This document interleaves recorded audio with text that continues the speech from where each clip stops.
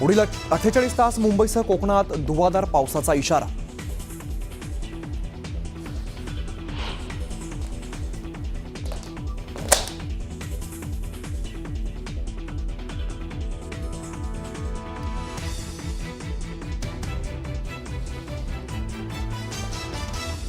मुंबईत मुसळधार पावसाचा रेल्वे सेवेला फटका. कुर्ला भागात रेल्वे ट्रॅक पाण्याखाली, मध्य रेल्वेची वाहतूक विस्कळीत.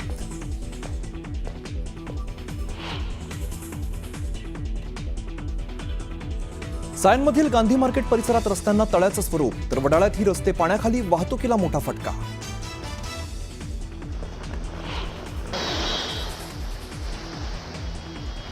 मुंबईतील दादरमध्ये मुसळधार पावसामुळे रस्त्यावर पाणीच पाणी, वाहनं अर्धी पाण्याखाली गेल्यामुळे वाहतुकीला मोठा फटका, मुंबईकरांचे मोठे हाल.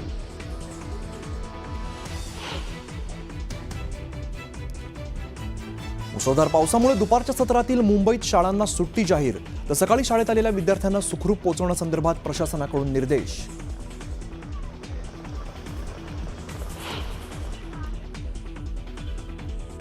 राज्यातील पूरग्रस्त भागाचा मुख्यमंत्र्यांकडून आढावा. पूरग्रस्त भागातील जिल्हाधिकाऱ्यांशी मुख्यमंत्र्यांची चर्चा. पावसाच्या परिस्थितीवरती मुख्यमंत्र्यांचं लक्ष.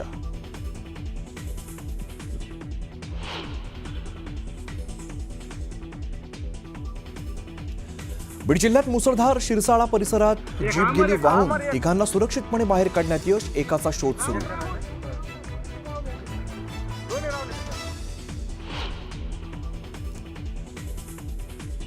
नांदेडच्या मुखेडमध्ये सलग तिसऱ्या दिवशी ढगफुटीसदृश्य पाऊस. ढगफुटीमुळे अनेक गावात पावसाचा हाहाकार. पुराचं पाणी साचल्यामुळे जनजीवन विस्कळीत.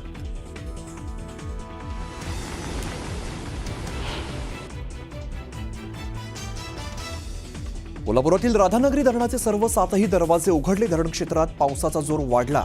जिल्ह्यातील 19 बंधारे पाण्याखाली, नदीकाठच्या गावांना सतर्कतेचा इशारा.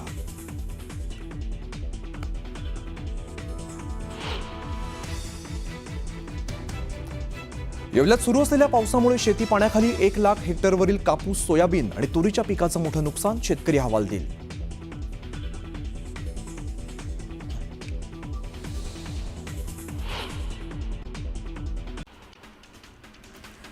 सलग तिसऱ्या दिवशीही नांदेड जिल्ह्यामध्ये पावसाचा कहर सुरूच आहे. मुखेड तालुक्यात झालेल्या ढगफुटी सदृश्य पावसामुळे अनेक गावात हाहाकार माजलाय. बिंगोली, भेंडेगाव, हसनाळ, रावणगाव, भासवाडी आणि सांगवी, भादेव यासह अनेक परिसरात पुराचं पाणी साचल्यानं जनजीवन विस्कळीत झालंय. बीडच्या माजलगाव तालुक्यात गेल्या 3 दिवसांपासून जोरदार पावसानं हजेरी लावलेली आहे. सरस्वती नदीनं धोक्याची पातळी ओलांडल्यानं नदीकाठच्या घरात पाणी शिरलंय, तर 10 ते 12 गावांना जोडणारा पूलही पाण्याखाली गेल्यानं वाहतूक विस्कळीत झाली आहे. उत्तर सोलापूर तालुक्यात अतिवृष्टीमुळे शेतीचं नुकसान झालंय. खासदार प्रणिती शिंदे यांनी नुकसानग्रस्त भागाची पाहणी केली. तात्काळ पंचनामे करण्याच्या सूचना यावेळी प्रणिती शिंदे यांनी दिल्या. भुसावळ तालुक्यातील हतनूर धरणाच्या पाणलोट क्षेत्रामध्ये गेल्या 24 तासात 32.5 मिलीमीटर पाऊस झालाय आणि त्यामुळे धरणात पाण्याची आवक वाढल्यानं विसर्ग देखील वाढवण्यात आलाय. धरणाचे 14 दरवाजे 1 मीटरनं उघडून विसर्ग सुरू करण्यात आलेला आहे. हतनूर धरण क्षेत्रामध्ये झालेल्या पावसामुळे धरण क्षेत्रामध्ये पाण्याची आवक वाढलेली आहे. तापी नदीमध्ये शेलगाव बॅरेजचे 18 दरवाजे उघडण्यात आलेले आहेत. त्यातून 4,14,594 क्युसेकनं विसर्ग सोडण्यात आलाय आणि त्यामुळे नागरिकांना सतर्कतेचा इशारा देण्यात आलाय. कोल्हापूरच्या राधानगरी धरणाचे सर्व दरवाजे उघडण्यात आलेले आहेत. जिल्ह्यातील 19 बंधारे पाण्याखाली गेल्यानं नदीकाठच्या गावांना सतर्कतेचा इशारा देण्यात आलाय. धाराशिव जिल्ह्यामध्ये अतिवृष्टीच्या तडाख्यामुळे 38,000 एकरवरील पिकं बाधित झाली आहेत. 108 गावांच्या शेत शिवाराला पुराचा तडाखा बसलाय. त्यामुळे अस्मानी सोबतच सुलतानी संकटाचा शेतकऱ्यांना सामना करावा लागतोय. राज्यात पुढील 24 तासांसाठी पुणे घाट भागात रेड अलर्ट देण्यात आलेला आहे. पालघर, ठाणे, मुंबई शहर, मुंबई उपनगर, रायगड, रत्नागिरी, सिंधुदुर्ग, यवतमाळ, चंद्रपूर, गडचिरोली या जिल्ह्यात तसंच सातारा घाट आणि कोल्हापूर घाट या भागात ऑरेंज अलर्ट देण्यात आलाय.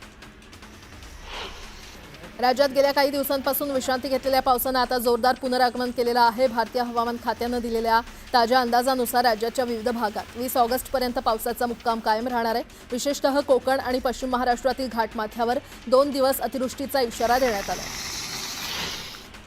धाराशिवसह परभणी जिल्ह्यामध्ये झालेल्या मुसळधार पावसामुळे जिल्ह्यातील शेतकऱ्यांचं अतोनात नुकसान झालंय. 15,000 हेक्टरवरील पिकं पाण्यात गेली असून जवळपास 53 जनावरांचा मृत्यू झालाय, तर 108 गावांना पुराचा फटका बसला असून 64 कच्च्या घरांची पडझड झालेली आहे. 88 हेक्टर क्षेत्रावरील सोयाबीनसह कापूस पिकाला फटका बसलाय. मुंबई शहराला पाणीपुरवठा करणाऱ्या धरणांच्या पाणलोट क्षेत्रामध्ये गुरुवारी रात्रीपासून होणाऱ्या धोधो पावसानं जलसाठा वाढलेला आहे. धरणात पाणीसाठा 90% पोहोचला असून वर्षभराची तहान भागेल एवढा पाणीसाठा जमा झाला.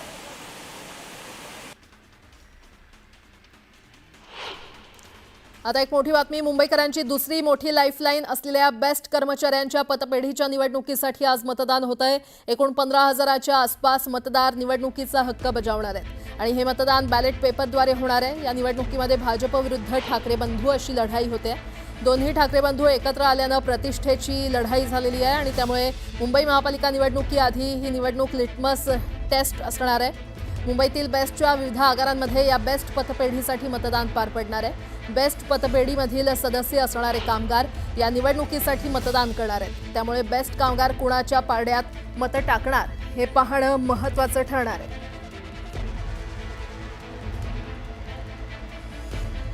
आणखीन एक मोठी बातमी. बेस्ट पतपेढीची निवडणूक चांगलीच प्रतिष्ठेची झालेली आहे आणि या निवडणुकीत आज मतदान होत असून त्यापूर्वी आरोप प्रत्यारोपांच्या फैरी रंगतायत. तर मतदानासाठी पैसे वाटपाचा आरोप मनसेच्या संदीप देशपांडेंनी केलेला आहे. पाकिटातून 1,000 रुपये वाटत असल्याचा आरोप देशपांडे यांनी केलाय. या निवडणुकीत ठाकरे बंधू विरुद्ध भाजप अशी थेट लढत पाहायला मिळते.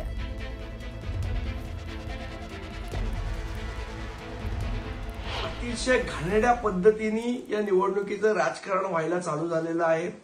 मतदारांना पैशाचं आमिष दाखवलं जात आहे. त्यांच्याकडे घरोघरी पैसे पाठवले जात आहेत.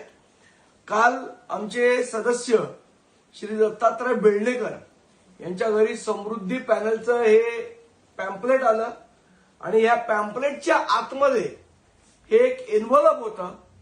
ते एन्व्हलप उघडलं तर त्याच्यामध्ये या 500च्या 2 नोटा या त्या एन्व्हलपमध्ये होत्या. इतक्या घाणेरड्या पद्धतीने जर या निवडणुका लढवल्या जाणार असतील तर मला असं वाटतं याच्यावर आयुक्तांनी तातडीने कारवाई करण्याची गरज आहे. आजच आम्ही या संबंधाची तक्रार ही जे निवडणूक अधिकारी आहेत त्यांच्याकडे करणार आहोत. आणि या संदर्भात अधिक माहिती देत आहेत आमचे प्रतिनिधी उदय जाधव आपल्यासोबत जोडले गेलेले आहेत. उदय, निवडणुकीमध्ये पैसे वाटप केल्याचा आरोप मनसे नेते संदीप देशपांडे यांनी केलेला आहे. काय अपडेट?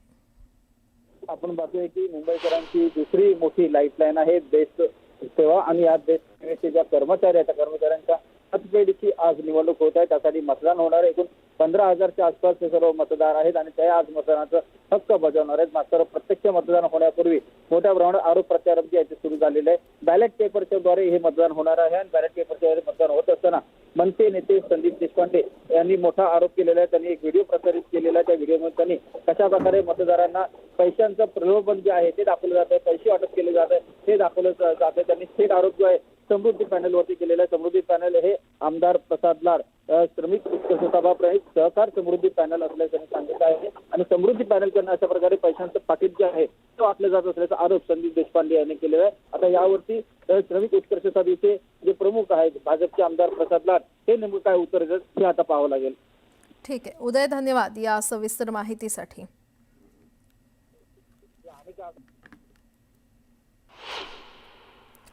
गणेशोत्सव मंडळांचा मंडप आणि सजावटीचा खर्च दिवसेंदिवस वाढत्या महागाईमुळे वाढलेला आहे. परळ, गिरगाव, दादरमधील काही मोठी मंडळं मंडप आणि सजावटीसाठी 25 ते 30 लाखांपर्यंत खर्च करतात. त्याकरता मोठ्या नेपथ्यकरांना कंत्राट दिलं जातं. गणेशोत्सवाला अवघे 10 दिवस राहिल्यानं सध्या गणेश मूर्तीच्या कार्यशाळेमध्ये मूर्तीची रंगरंगोटी, डोळ्यांची आखणी, हिऱ्या मोत्यांच्या दागिन्यांच्या सजावटीचं काम अंतिम टप्प्यात आलेलं आहे. यंदा मात्र ज्यादा मनुष्यबळाचा वापर करून मूर्ती घडवण्याचं आव्हान मूर्तिकारांना पेलावं लागलं. गणेशोत्सव निर्विघ्न पार पडावा, कोणतीही अनुचित घटना घडू नये यासाठी मुंबई पोलिसांकडून शहरात कडेकोट बंदोबस्त तैनात करण्यात येणार आहे. मोठ्या सार्वजनिक गणेश मंडळांसह गर्दीची ठिकाणं, बाजारपेठा आणि संवेदनशील ठिकाणी साध्या वेशातील पोलिसांची गस्त असणार आहे. खड्डेमुक्त मुंबईसाठी महापालिकेनं सर्व रस्त्यांचं काँक्रिटीकरण हाती घेतलेलं आहे. 31 मेपर्यंत हाती घेतलेल्या काँक्रिटीकरणांपैकी 49% काम पूर्ण झालंय, तर उर्वरित कामं 1 ऑक्टोबरपासून पुन्हा सुरू होणार आहेत. या कामांची आगाऊ माहिती नागरिकांना लाईव्ह डॅशबोर्डद्वारे दिली जाणार आहे. गोरेगाव मुलुंड जोड रस्त्यावरील पुलाच्या कामामुळे 1200 मिलीमीटर व्यासाची जलवाहिनी बाधित होते आणि त्यामुळे महापालिकेच्या टी विभागामध्ये मॅरेथॉन मॅक्सिमा इमारत ते तानसा पुलादरम्यान रस्त्यालगत असणारी जलवाहिनी वळवण्यात येणार आहे आणि त्यामुळे गुरुवारी 18 तासांची पाणीबाणी घोषित करण्यात आलेली आहे. सेबी गुंतवणूकदारांचं हित जपण्यासाठी अनेक नियमांचा आढावा घेते आणि यामध्ये margin trading, funding, angel fund आणि म्युच्युअल फंड यासारख्या महत्त्वाच्या क्षेत्रांचा समावेश आहे.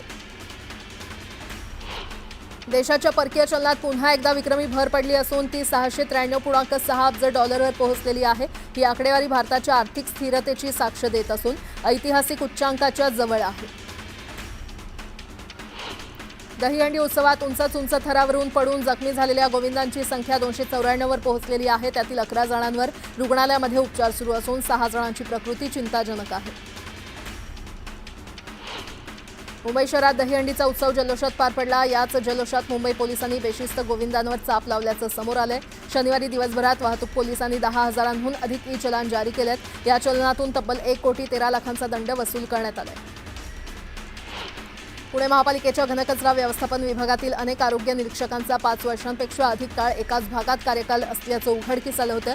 जुलैमध्ये समुपदेशनानं बदल्या झाल्यानंतर एका माजी पदाधिकाऱ्यानं राजकीय दबाव आणल्यानं बदल्या रखडल्या होत्या. अखेर अतिरिक्त आयुक्त MJ प्रदीप चंद्रन यांनी बदल्यांचे आदेश जारी केलेले आहेत.